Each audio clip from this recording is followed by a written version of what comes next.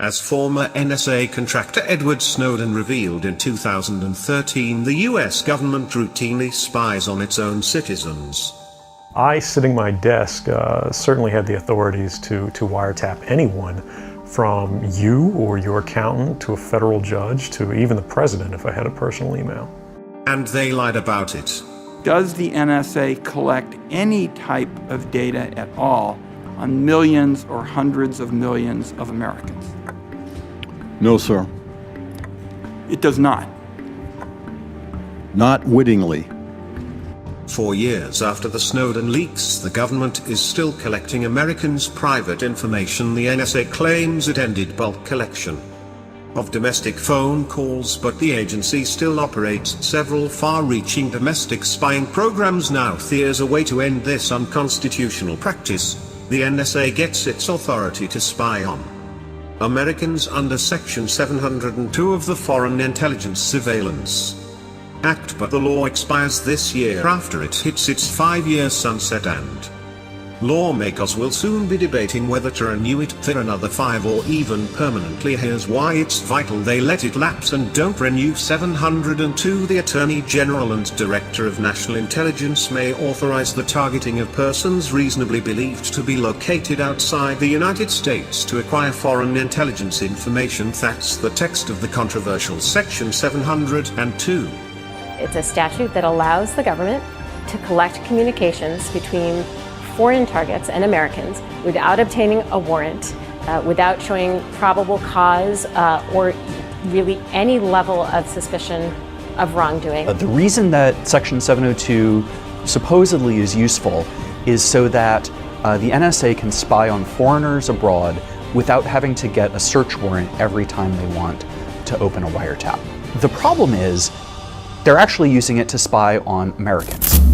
US officials have admitted 702 isn't just about spying on foreigners. In the run-up to authorizing it, former NSA head Michael Hayden even said communications with one end in the United States are the ones that are most important to us.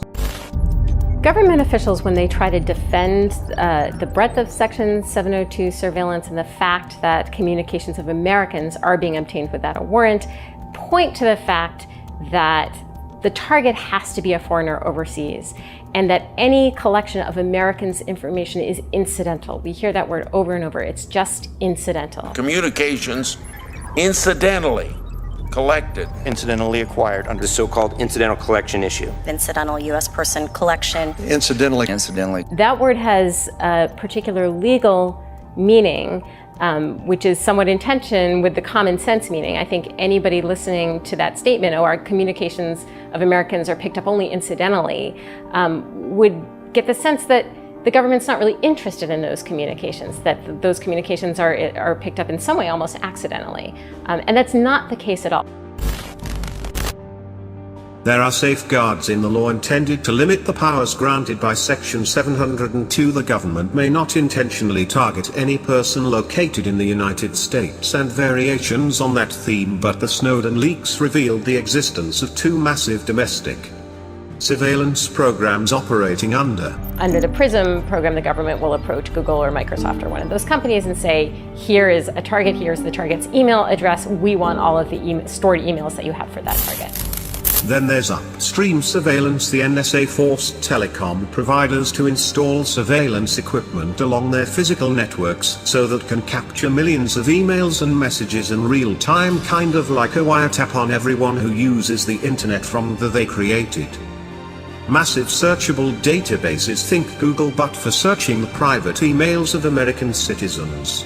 The FBI routinely searches through databases that include communications that have been picked up through Section 702 surveillance whenever it conducts an investigation, whether a national security investigation or an ordinary criminal investigation. The FBI, of course, is not a foreign intelligence organization. It's a domestic law enforcement organization. So we know that FBI is using what is supposed to be a foreign intelligence system for domestic law enforcement. Not only were agents capturing and reading messages between Americans and foreign targets, they were capturing messages written by Americans about foreign targets. Imagine you wrote an email to a friend and mentioned something about a suspected terrorist that you read about in the news. In the body of the message under 702 government agents can read that email.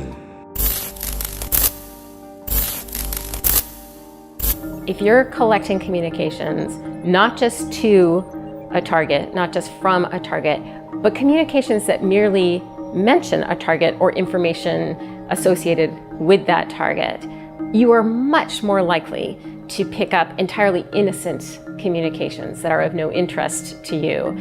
Not to mention, you're more likely to pick up communications that are wholly domestic between two Americans.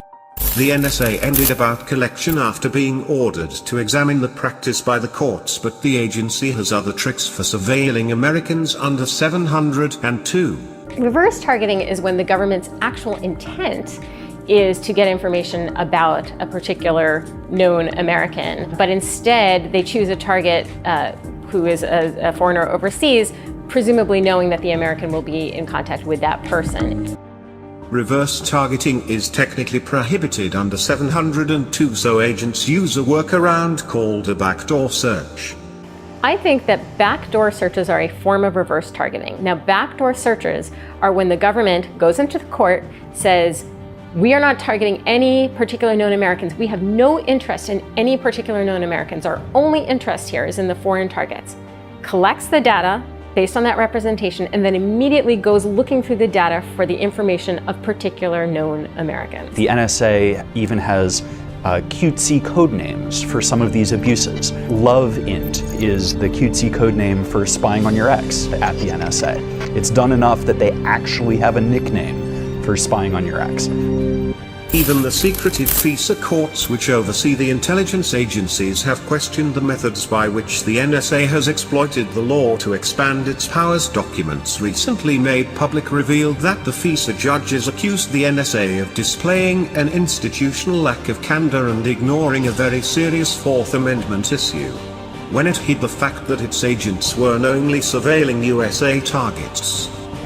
The Office of the Director of National Intelligence has made public some transparency reports, and the most recent release indicates that the government is currently surveilling more than 94,000 people or organizations with techniques authorized under 702. And how many? The Office of the Director of National Intelligence last year promised EFF and a number of other civil liberties groups a number, an estimate of how much data that is purely domestic gets swept up. And then just a couple of weeks ago, the new DNI, Dan Coates, went back on that promise. There were extensive efforts on the part of, I learned, on the parts of NSA to try to come to get you an appropriate answer. We were not able to do that. Respectfully. Trump campaign officials and associates themselves seem to have been caught in the surveillance dragnet when they allegedly talked to and about Russian targets, yet administration officials have made it clear they want 702 renewed without any further changes. The fact that the Trump administration can, out of one side of its mouth, complain about collection under 702, and on the other, say we must, snap our fingers and reauthorize it, possibly even without a sunset, which is something that we've heard coming out of the White House and Capitol Hill, is mind-boggling.